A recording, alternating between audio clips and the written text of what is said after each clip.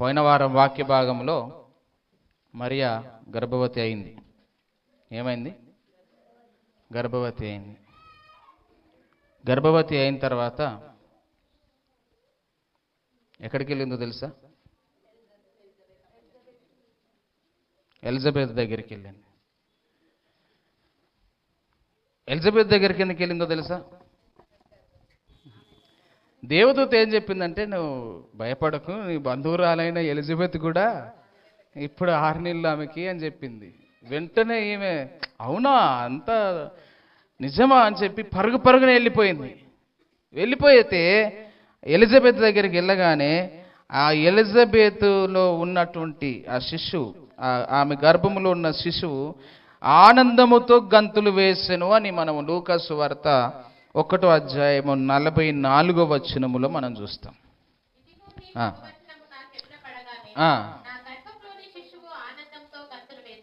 అంటే దీని అర్థం ఏంది?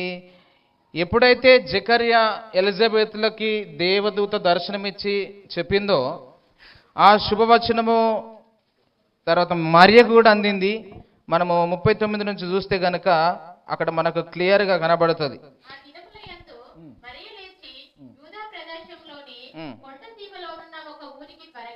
వెళ్ళి జకర్యా ఇంటిలో ప్రవేశించి వందనము చేసింది.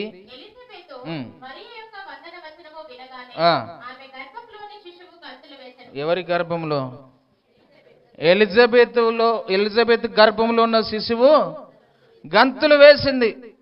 మరియా వచ్చి రాగానే వందనము చెప్పుకోగానే, మామూలుగా ఎవరైనా ఇంటికి వెళ్తే మనం ఏం చెప్తాం? వందనాలు అంటారా అన్నారా? అంటారా? వందనాలు అక్క, వందనాలు అన్న అంటారా అన్నారా? అలా చెప్పగానే ఆ గర్భంలో ఉన్న శిశువు అట్ట ఆనందంతో గంతులు వేసిందంట. Praise the lord. ఎంత సంతోషం కదా! గంతులు వేసింది అని అక్కడ మనం చూస్తూ ఉంటున్నాం.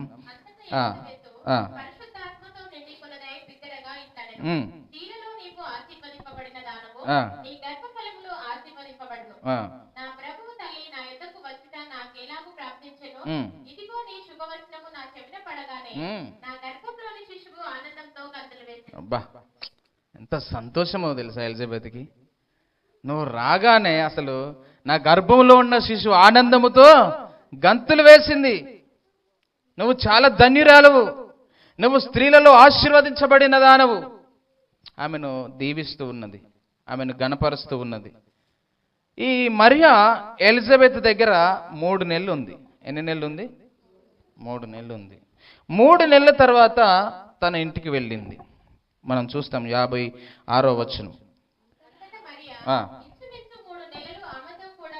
ఉండి తర్వాత ఇంటికి వెళ్ళింది. ఇప్పుడు ఇంటికి వెళ్ళిన తర్వాత సంగతి ఏం జరిగిందో చూడాలి మనం. ఇంటికి వెళ్ళింది ఎప్పుడు? 3 నెలల తర్వాత. అంటే ఇప్పుడు మరియకి ఎన్ని నెలలు? 3 నెలల గర్భవతి. 3 నెలల గర్భవతి ఇంటికి వెళ్ళింది. అప్పటికే యోసేపు తోటి ప్రదానము చేయబడింది మరియకి. కాబట్టి యోసేపుకి సంగతి ఎవరు చెప్పుంటారు? యోసేపుకి సంగతి ఎవరు చెప్పుంటారు? ఇప్పుడు మనం మత్తయి సువార్తలోకి వెళ్దాం ఒకసారి. మత్తయి సువార్త 1వ అధ్యాయం, మత్తయి సువార్త 1వ అధ్యాయం 18వ వచనం నుంచి మనం చదువుదాం. యేసుక్రీస్తు జనన విధం ఎట్లనగా,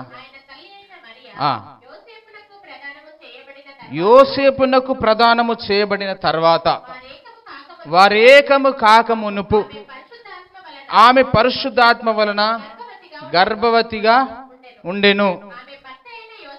ఆమె భర్త అయిన యోసేపు నీతిమంతుడై ఉండి ఆమెను అవమానపరచునొల్లక. ఇక చూడండి, ఇప్పుడు రహస్యముగా విడనాడ ఉద్దేశం కలిగి, అంటే ఈమె గర్భవతి అయిన సంగతి యోసేపుకి ఎవరు చెప్పారు? యూదుల చట్ట ప్రకారముగా వినండి, యూదుల చట్ట ప్రకారముగా ప్రదానము చేయబడిన తర్వాత వారికి పెళ్లి అయిపోయినట్టే. యూదుల చట్ట ప్రకారముగా ప్రదానము చేసిన తర్వాత సంవత్సరానికి వచ్చి ఆ స్త్రీని తీసుకొని పోవాలి. ఆ స్త్రీని వారి ఇంటికి తీసుకొని పోవాలి. ఎవరింటికి? అబ్బాయి వాళ్ళ ఇంటికి, యోసేపు వాళ్ళ ఇంటికి. ప్రదానం చేయబడింది అంటే వారి చట్ట ప్రకారంగా వారికి పెళ్ళి అయిపోయింది. ఈ సంవత్సరం లోపల ఏం చేయాలంటే ఈ అబ్బాయి స్త్రీని తీసుకురానికి రాక మునుపు వారి ఇంటి దగ్గర అన్నిటిని సమకూర్చుకోవాలి. ఆయన ఇల్లు చక్కబెట్టుకోవాలి, అన్ని బాగు చేసుకోవాలి. అన్ని సమకూర్చుకున్న తర్వాత స్త్రీని తీసుకుపోవడానికి రావాలి. ఎప్పుడంటే సంవత్సరం లోపల లేదా సంవత్సరం తర్వాత. ఇది యూదుల చట్ట ప్రకారం. ఇప్పుడు ఎంగేజ్మెంట్ అయింది, ప్రదానం చేయబడింది.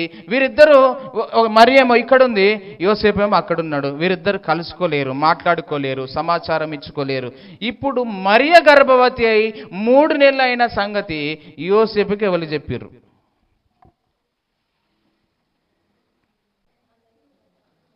చరిత్ర చూస్తే వినండి,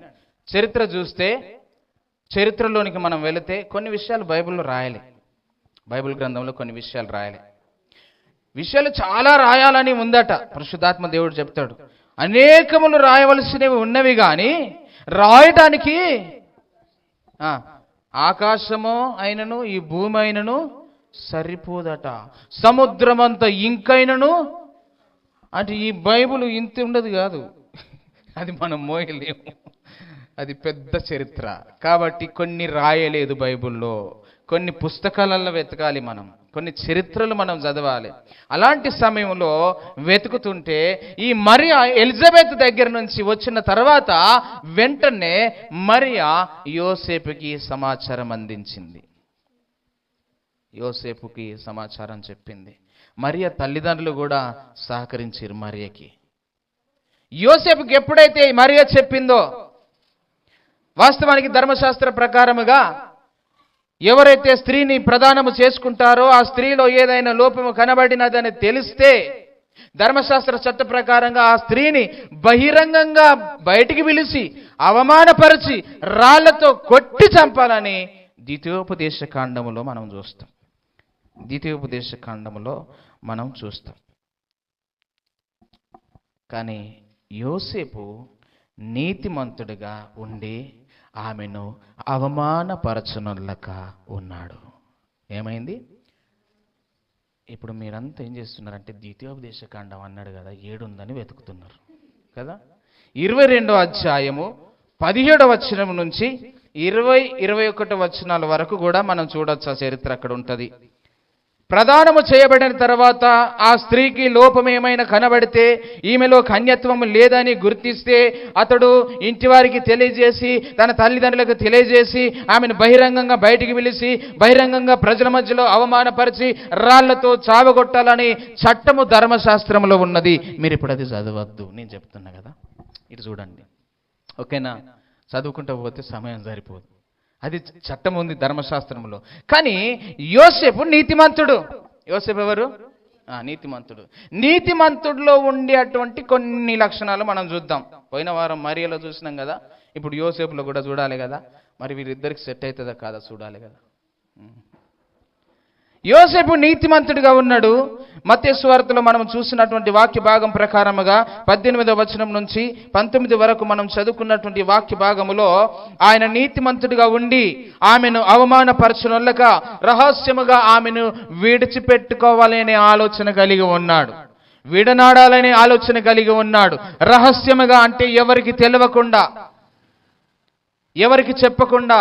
సాధారణంగా మనం ఏం చేస్తామని అంటే, మనము ఈ సంగతిని బయటికి వచ్చేస్తుంది, ఆటోమేటిక్ వచ్చేస్తుంది. పోయిన వారం గుర్తు చేసిన కదా మీకు, ఒక సంగతిని దాచిపెట్టాలన్నా, ఒక సంగతిని బయటికి వదలాలన్నా ఎవరి దగ్గర ఉందట? మహానుభావులు మీ దగ్గరనే ఉన్నది. అంతా కథ అంతా చెప్పాలన్నా మీరే, దాయాలన్నా మీరే కదా.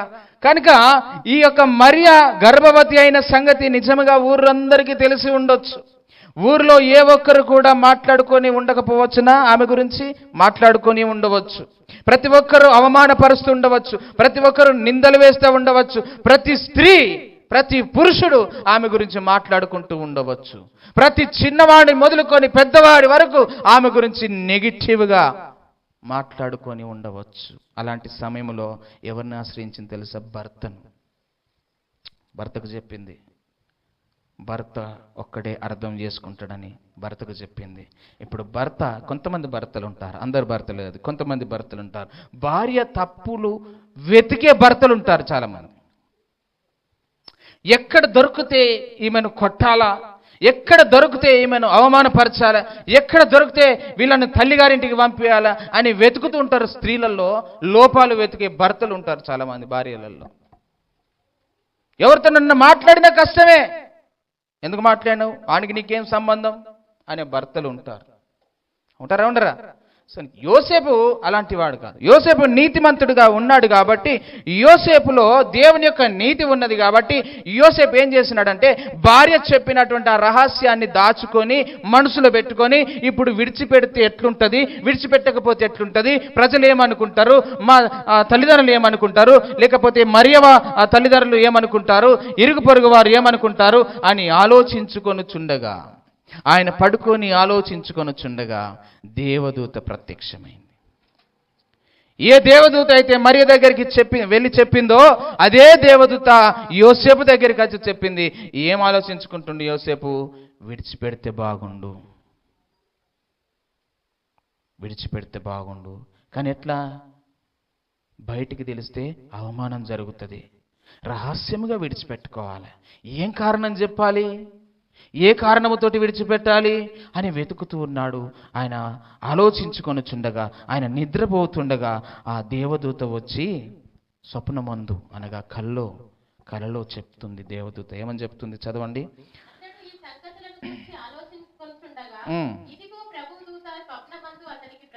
ప్రత్యక్షమై దావీదు కుమారుడైన యోసేపు, నీ భార్య అయిన మరియను చేర్చుకొనుటకు భయపడకుము, ఆమె గర్భము ధరించినది పరిశుద్ధాత్మ వలన కలిగినది, ఆమె కుమారుని కంటది, ఆ కుమారుడు తన ప్రజల పాపముల నుంచి ఆయన రక్షిస్తాడు, ఆయనకు యేసు అని పేరు పెడతారు.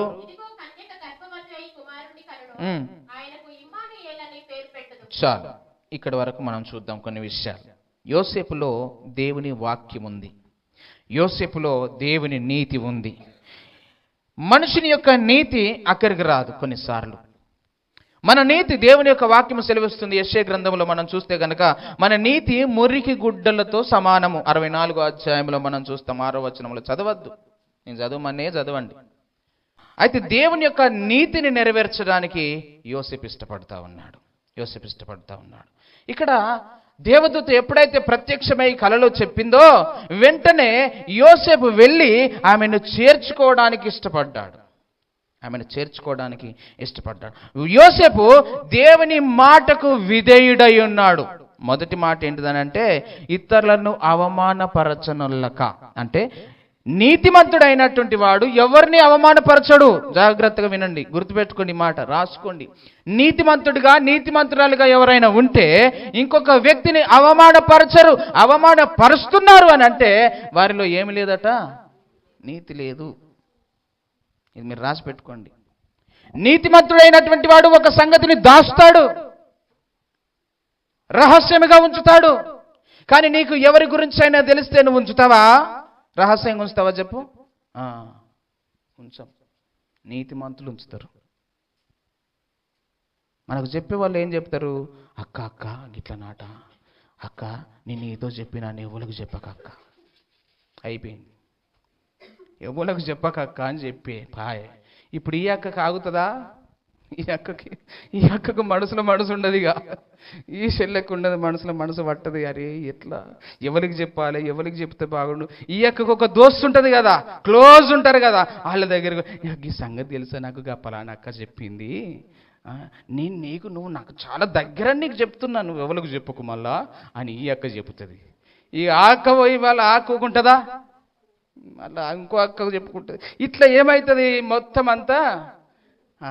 కనుక ఏదైనా విషయం నీకు తెలిస్తే రహస్యముగా ఉంచాలి. అది నీతిమంతురాలి లక్షణము, నీతిమంతుని లక్షణము. రహస్యముగా ఉంచి ఎవరి గురించి అయితే నువ్వు విన్నావో వారి దగ్గరికి వెళ్ళి, బ్రదర్ నీ గురించి ఇది వినబడ్డది నిజమా, సిస్టర్ నీ గురించి ఇది వినబడ్డది నిజమేనా, పలాని వాళ్ళు అనుకోకుండా నేను విన్నాను, వాళ్ళు అనుకుంటున్నారు, నేను విన్నా, నేనైతే ఎవరికి చెప్పలేదు, నేను దాసాను రహస్యముగా. ఇది నీతిమంతురాలి లక్షణం. మొదటిది లక్షణం ఏంటిది? రహస్యముగా ఉంచాడు. ఎవరిని అవమానపరచలేదు, మరియను అవమానపరచలేదు, అవమానపరచడానికి ఇష్టపడలేదు. ఇది నీతిమంతుని లక్షణం. రెండవది ఏంటిదనంటే, దేవదూత ఎప్పుడైతే చెప్పిందో ఆ దేవదూత మాటకు విధేయత కలిగి ఉన్నాడు, లోబడ్డాడు, ఆ మాటను స్వీకరించుకొని ఏం చేసినాడు అని అంటే ఆమెను చేర్చుకున్నాడు. ఓకే, మనం చూస్తే గలతీయులకు రాసిన పత్రిక 3వ అధ్యాయము 6వ వచనములో ఏమనుంది? అబ్రహాము దేవుని నమ్మెను, అది అతనికి నీతిగా. దేవుణ్ణి నమ్మినటువంటి వాళ్ళు విధేయత కలిగి ఉంటారు. దేవుని మీద నమ్మకం కలిగినటువంటి వారు, దేవుణ్ణి చేర్చుకున్నవారు, దేవుణ్ణి హృదయంలో పెట్టుకున్నవారు, దేవుని బిడ్డలైనటువంటి వారు ఏ విషయమునైనా రహస్యంగా ఉంచుతారు. అలాగే దేవుడు చెప్పే ఏ మాటకైనా, దేవుడు చెప్పే ప్రతి మాటకు విధేయత కలిగి ఉంటారు. ఇది నీతిమంతుని లక్షణము. కాబట్టి యోసేపు దేవుని యందు నమ్మకం ఉంచాడు, దేవుని మీద ఆధారపడ్డాడు. యోసేపు ఆధారపడి దేవుని నమ్మాడు. అందుకనే రహస్యముగా ఉంచాడు ఆ సంగతిని. నేను నిన్న ఒక దగ్గర ఒక ఇంటిలో ఒక మంచి మాట చదివిన, సాటి మనిషికి సహాయపడే మనస్తత్వం నీకు లేకున్నా, చెప్పండి, సాటి మనిషికి సహాయపడే మనస్తత్వం నీకు లేకున్నా, సాటి మనిషిని వేధించే గుణము నీలో ఉండకుండా చూసుకో. అర్థమైందన్నమాట. సాటి మనిషికి సహాయపడే గుణము నీలో లేకపోయినా, సాటి మనిషిని వేధించే గుణం నీలో ఉందో లేదో చూసుకో అని అంటున్నాడు ఒక కవి. నీకు సహాయం చేసే గుణం లేకపోయినా పర్వాలేదు, కానీ ఇంకొకరిని బాధించే గుణం నీలో ఉండకుండా చూసుకో. యోసేపులో ఆ గుణం లేదు, బాధించే గుణం లేదు, వేధించే గుణం లేదు, సహాయము చేసే గుణం ఉన్నది. అందుకనే విధేయత కలిగి ఉన్నాడు, దేవుని మాటకు లోబడ్డాడు, చేర్చుకున్నాడు. తర్వాత ఏం జరిగిందని అంటే, ఆమె గర్భవతిగా ఉన్నదన్న సంగతి ఆయనకు తెలుసు. పరిశుద్ధాత్మ వలన గర్భం ధరించింది అనే సంగతి దేవదూత బయలుపరిచి చెప్పింది. ఇవన్నీ తెలిసి ఆయన చేర్చుకొని ఇంటికి తీసుకెళ్తే ఇప్పుడు ఇంటి దగ్గర పరిస్థితి ఏంది ఆలోచించండి. ఇక్కడ మరియ ఇంటి దగ్గర పరిస్థితి 3 నెలల గర్భవతి అని తెలవగానే ఊరంతా తెలిసిపోయింది. మరియ గర్భవతి అట, ఇట్లయిందట, అట్లయిందట. అరే, ప్రదానం చేయబడిన తర్వాత ఇంత రహస్యంగా ఉంచేరి సంగతి మనకెవరికి తెలియలేదు, ఆ పిల్లకి ఇట్లయిందట, అట్లయిందట అని మాట్లాడుకుంటారు కామన్గా. కానీ వాటన్నిటిని పట్టించుకోలే మరియ, తల్లిదండ్రులు కూడా పట్టించుకోలే. వారందరూ ఆ మాటలన్నిటిని కూడా వింటున్నారు, కానీ ఏ ఒక్కరు ఏ మాట కూడా తిరిగి అనలేదు. తర్వాత యోసేపు తీసుకొచ్చాడు. ఇప్పుడు ఇక్కడ సంగతులు మనం ఆలోచిస్తే అక్కడ కూడా తన తల్లిదండ్రులు అనవచ్చు, ఏందిరా మన కుటుంబం ఏంది, మన పరిస్థితి ఏంది, మన స్థితి ఏంది, ఎంత పని చేసినవురా, వద్దురా, విడిచిపెట్టుకోరా, వద్దురా, ఏదన్నా కారణం చెప్పి వదిలించుకోరా అని అనవచ్చు.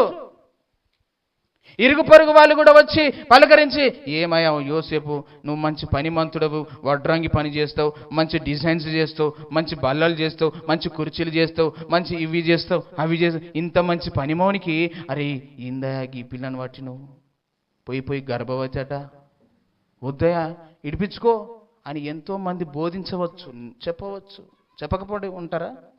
ఖచ్చితంగా చెప్పి ఉంటారు. కానీ వీటన్నిటిని ఆయన మనసులోనికి తీసుకోలే. గొప్ప మనసుతోటి ఆమెను చేర్చుకున్నాడు. ఆమెను ఏ విధంగా చూసిండంటే, ఈమె దేవుడికి తల్లిగా ఉంటుంది, దేవుని యొక్క కుమారుడు ఈమె ద్వారా జన్మించబోతుండు కనుక నేను ఈమెను చేర్చుకోవడమే మంచిది అని దేవుని మాటకు లోబడి చేర్చుకున్నాడు. ఇంకొక 3వ విషయాన్ని చూస్తే మత్తయి సువార్తలోనే 1వ అధ్యాయం 22 నుంచి 24 వచనాలు మనం చదివిన వచనాలలోనే ఆయన మౌనముగా ఉన్నాడు. దేవదూత చెప్పినప్పుడు మాట మాట్లాడలే, ప్రశ్నించిండా? దేవదూత కలలో ప్రత్యక్షమై చెప్పినప్పుడు మరల ప్రశ్నించిండా? దేవదూత గారు, మీరేంటండి బాగానే చెప్తున్నారు, ఇట్లెట్లయితుందండి, అట్లెట్లయితుందండి, మా వాళ్ళు ఏమనుకుంటారండి, మా వంశం ఏమనుకుంటుందండి, మీరైతే బాగానే చెప్తున్నారండి, నాతోటి కాదండి, నేను ఒప్పుకోనండి, నేను చేర్చుకోనండి, నేను విడిపించుకుంటానండి అని చెప్పి వాదించలేదు. వాదించలేదు, మాట మాట్లాడలేదు. కానీ ఏం చేసినాడు తెలుసా? మౌనంగా ఉండి ఆమెను చేర్చుకున్నాడు. యాకోబు పత్రిక 1వ అధ్యాయం 19వ వచనంలో ఏముందో చూడండి. యాకోబు పత్రిక 1వ అధ్యాయం 19వ వచనం.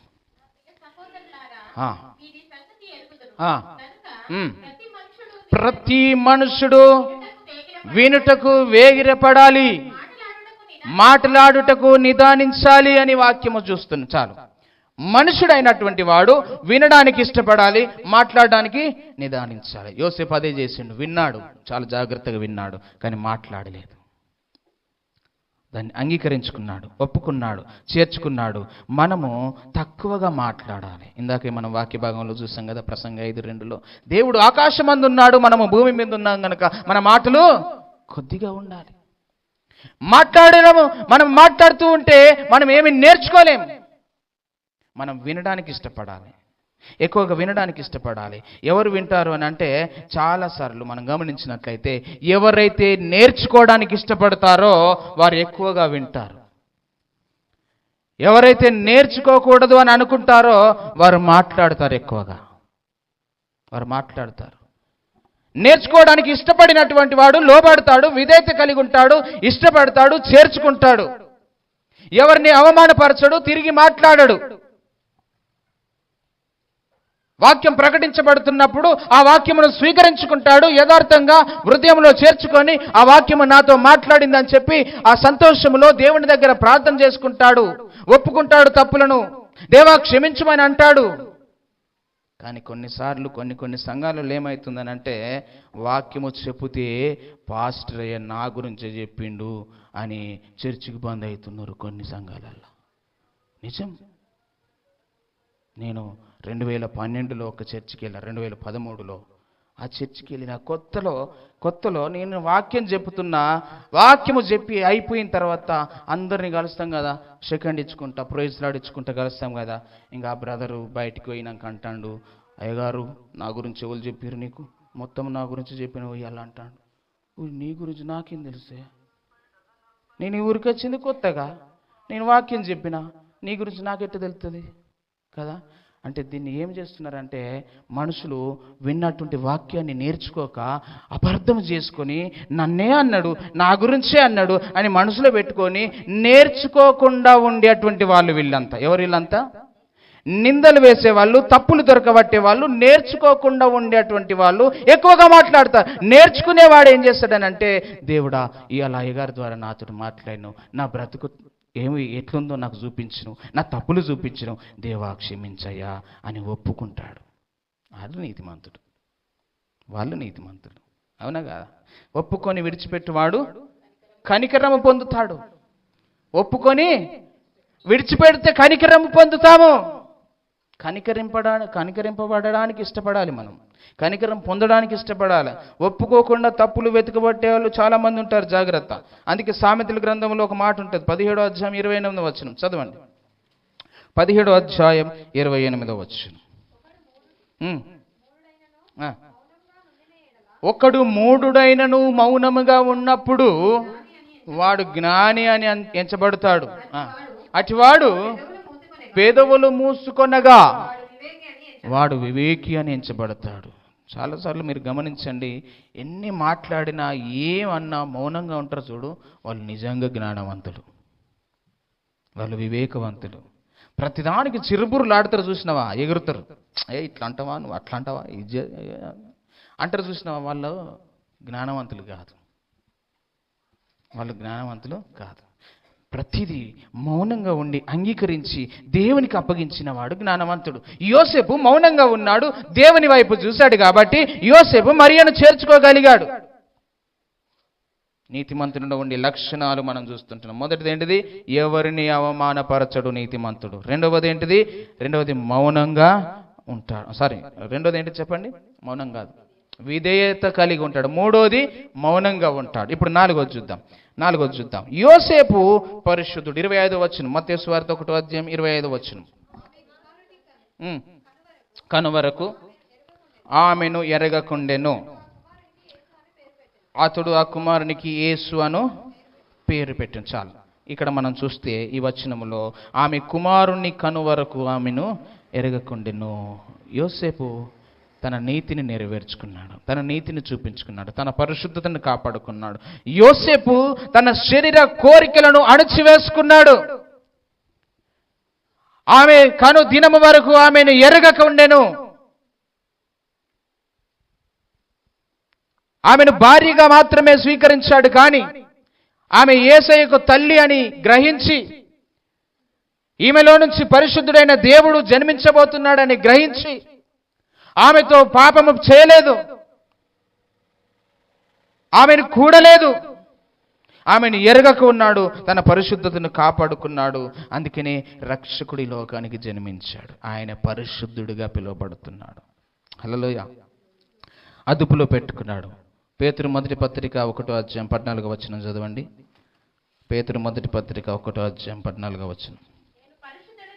నేను పరిశుద్ధుడనై ఉన్నాను గనక మీరును పరిశుద్ధులై ఉండుడని వ్రాయబడి ఉన్నది. దేవుడు చెప్తున్నాడు, నేను పరిశుద్ధుడను గనక మీరును పరిశుద్ధులు. యోసేపు పరిశుద్ధుడిగా ఉన్నాడు.